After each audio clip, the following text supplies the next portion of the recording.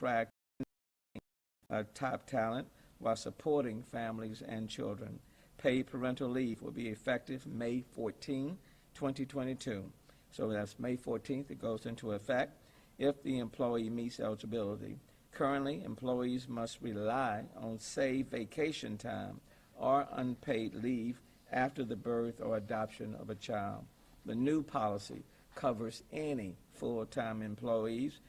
Part-time, of course, and temporary employees are not eligible, but any full-time employee who has been employed by the City of Houston as a full-time employee for at least 6 contiguous months prior to the initial use of the paid leaves for prenatal, parental, and/or infant wellness. This policy will apply equally to any parent, regardless of gender, and this policy is applicable with respect to couples, whether male, female, or LGBTQ. I want to thank all of the council members. Councilmember Abbott Kamen, I know, took special lead on this. I want to thank each one. I mean, we've got a historic 10 women. Well, I guess it's only fitting with the majority of women on city council. But I also want to thank the men on city council.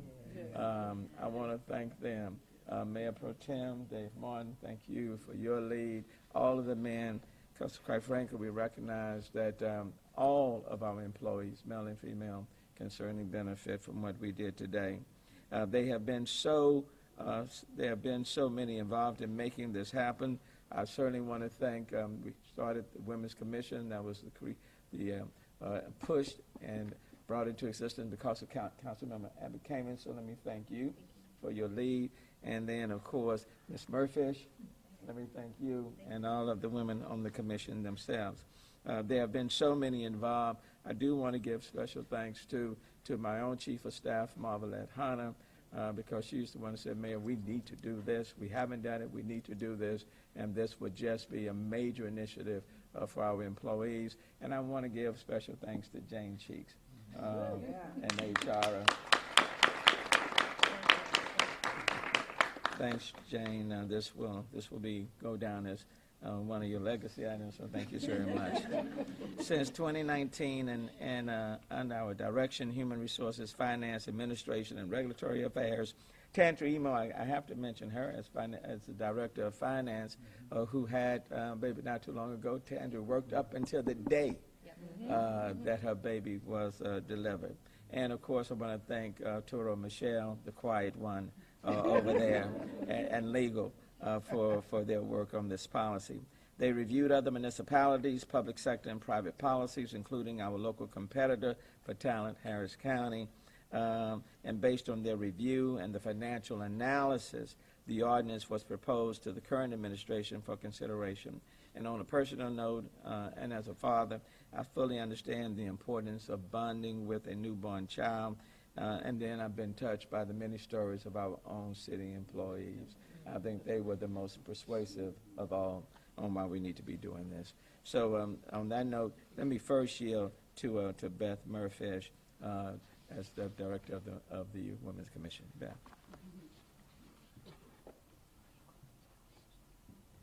Thank you, Mayor Turner, and thank you, City Council, for this historic vote that will make such a difference for the employees of the City of Houston. What we know is that this policy is good for the city, it's good for parents, and it's good for children. And what we also know is that what is good for employees of the City of Houston is good for all employees in the City of Houston. And the Women's Commission would like to reach out to private employers and ask them to meet the city's example here. And we would challenge other employers in the City of Houston to make the same kind of investment in their workforces and in the children of the City of Houston that the city has today. So thank you for that. Thank you. And let me call on a representative from Hope. Name and... My name is Sonia Rico, and I'm Vice President for Hope Local 123. We just want to thank the Mayor and Jane Cheeks, Abby came in for this collaborative effort with City of Houston employees and our own member, Ms. Abrego, who served on the Women's Commission. This is going to be an awesome thing for all of our employees. Thank you. And Elsa Caballero, SEIU. Oh, sorry. I'm going to do mine in Spanish, if you don't mind. I was going to do that, but you go ahead. Thank you so much.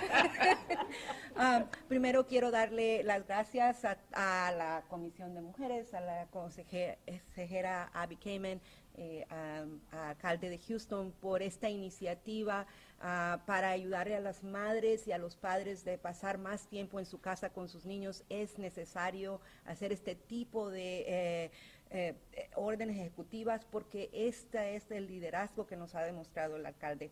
Esperamos que ahora el sector privado mire esto como una manera de hacer algo para el sector privado también, que lo necesita. Hemos escuchado que mucha gente piensa que esto ya existe en el sector privado. Nosotros sabemos personalmente que esto no está pasando y le agradecemos a la alcaldía y a todos los que han trabajado en esto porque están empezando el camino hacia mejorías para todos los trabajadores en la ciudad de Houston. Muchas gracias. Thank you, Elsa. Let me call on Councilman McCain. Thank you, Mayor, and again, I want to acknowledge you for your leadership. You were instrumental in this. This would not have happened without you, your administration, and we are so grateful. We are here today because of the work of so many others, and Director Cheeks, man, did you take a lot of my calls. Thank you. Thanks to Elise and your entire team for everything you did to bring this forward.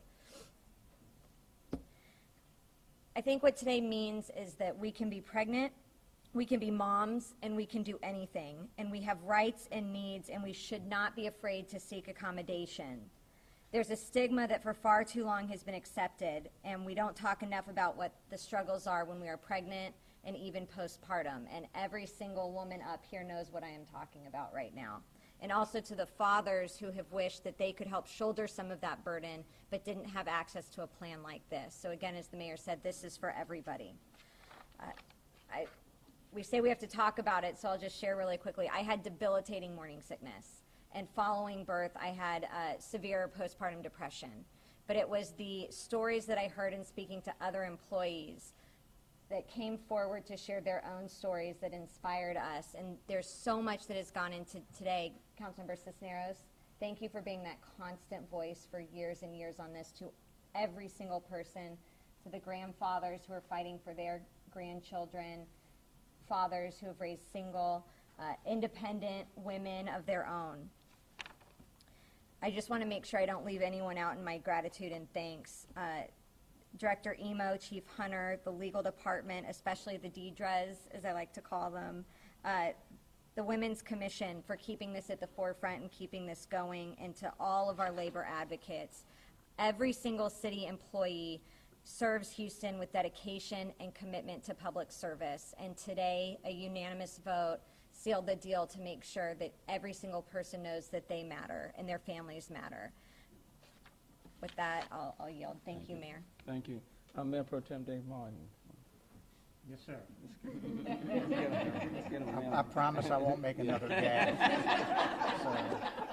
But anyway, it's a great day in the city of Houston. We should have done this many years ago, but we've been talking about it and making sure. I guess it took a group of ladies that we work with every day to push us from the 5-yard line across the goalpost. And my congratulations to all of you ladies that taught us the right thing to do. You taught us about what it is to feel like a mom that's gone through postpartum, a mom that goes through cesarean sections and can't hold her baby normally. So thank you for shedding the light on folks like David Robinson and myself and Kubash and Knox and all the hard-headed. You're not a hard-headed guy, though. You see the light of day, but sometimes we need a little bit of push. And thank you, ladies, for pushing us in the right direction, because this is the right thing to do. And Thank finally, Vice Mayor Pro Tem.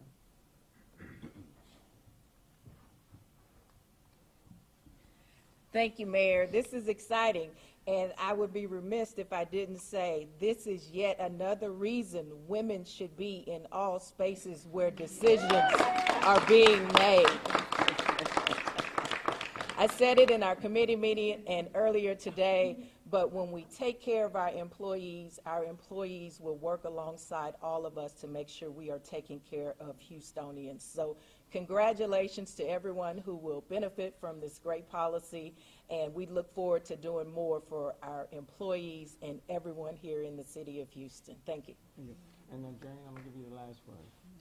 Yay, Jane. Thank you. And if I may, just a point of personal privilege, I know I'm HR director, but this is the day the Lord has made, and we need to rejoice and be glad in it.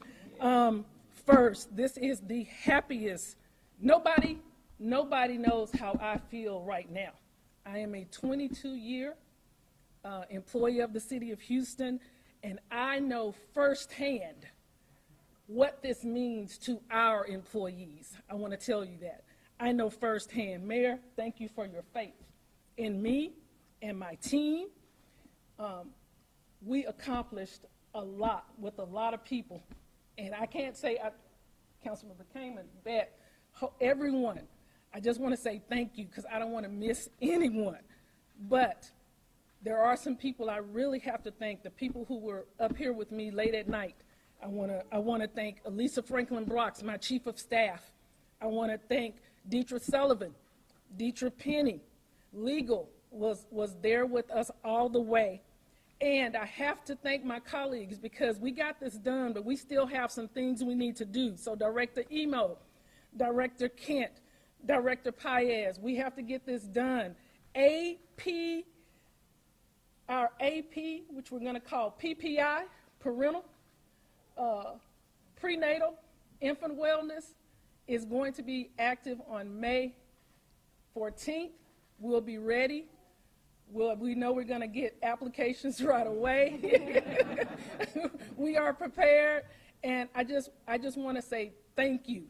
Thank you so much, especially to every council member today who made this historical moment happen here in the city.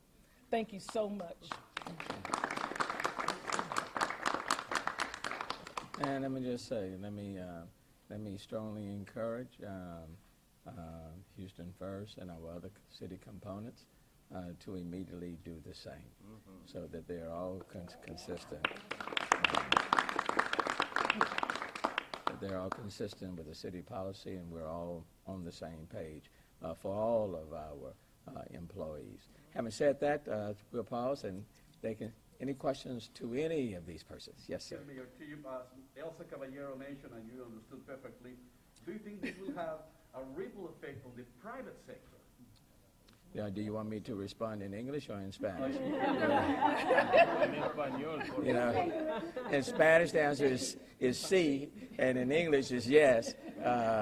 And look, just like that, I am saying that we'll expand to Houston First and our other components of the city of Houston.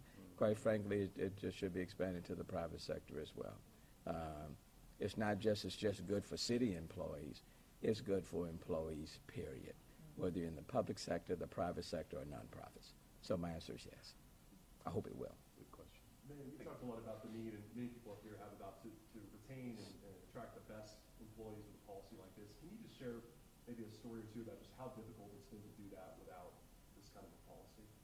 Well, I will tell you that employees will go to where there's an environment and policies that best fit themselves and their families. And when you don't have it and others are offering it, and in a very tight labor market, which this is, then employees will go to where those policies are. And it's all in the end, it's all about family and quality of life and an environment that's positive for them and their families. And it's oftentimes it's not just about the pay, okay? So, but we're in a very tight labor market, and you can go to Harris County and they have this policy in place, okay? Or there may be other companies that may be offering it. But the reality is that this is just the right thing to do. It's just the right thing to do, and I'm glad that we're doing it. So if anybody wants to add to that, you're more than happy to be responsive to this question. Okay? I did want to highlight, Mayor, one of the innovative things about what we just enacted is not only the parental leave portion, which is standard, but HR and the mayor crafted, again, prenatal wellness and infant wellness, which is unique, and it is important, and we are going a step further in terms of recognizing the importance of a holistic approach to caring for families. Thank you. Thank you. Any other questions or comments? Anything else? All right, let me thank y'all. If there's any question on any other topic, I got about 3 minutes, and then I have to segue out of here. Mayor, I had a question on solid waste, but I don't know if we want to do that separately. Okay, thank you all. Appreciate you all.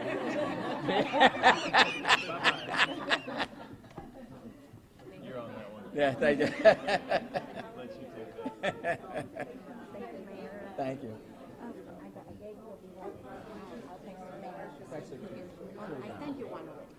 Thank you, So Councilman. he has to be at a meeting upstairs in 5 minutes. So you had a question and you had it. Okay. This is a wonderful day. Thank you, appreciate it. Good to see you again. Please, come on. Okay, I'll stop. Hey, Mayor. So I did a ride along with solid waste. I've been talking a little bit about Yes. the challenges they're facing with the driver shortages and sort of the inability to cover all their routes and whatnot. I know you've spoken sort of frankly and more publicly in recent months about the fact that that's an unsustainable system. So I was just hoping to get sort of a fresh perspective from you on that and sort of the challenges. I mean, we are facing a tough. We're having a tough finding employees. Even with providing cash incentives for new hires. We are increasing pay. In fact, I'm going to be increasing pay again. For drivers or? For drivers. That's going to be coming up very shortly. But there's no way we are going to be able to compete with the private sector. When Walmart is paying truck drivers with CDL license $87,000 a year and up, the city just can't compete with that. And that's why even policies like what we're talking about, because we do have women drivers and others. So, but we are looking for, we are hiring, we are actively recruiting, and at the same time we're looking at innovative ways of going to populations that may be looking for jobs, hard to employ, training them, maybe working with one of the community, like Houston Community College, training our own workforce specifically for solid waste. So we're looking at many different options. But we need about 100 drivers. Yeah. Okay. You told council that they're going to have to make a decision at some point about solid waste. I always assumed that meant about maybe a garbage fee or something of that sort. Oh, the current. I've said repeatedly that the current system is not sustainable. We're one of the few, and I mean one of the very few cities in the entire country where there is not a garbage fee. Okay. We are fortunate right now that we've been able to move the system forward. Not at the optimum that I would like, but thank goodness for federal dollars that have come into the system, like ARPA dollars and others that have helped. The CARES dollars help, especially during COVID and even right now on the heels of it.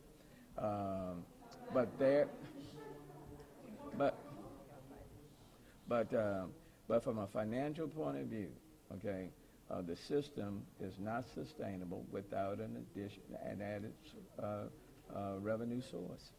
Did you have an update on sort of where those plans are, when that might be coming to council? Well, I'm not. I have 20 months left. I'm not going to be able to fix or to address the financial shortcomings for the next mayor or the mayors after next. I can't do that.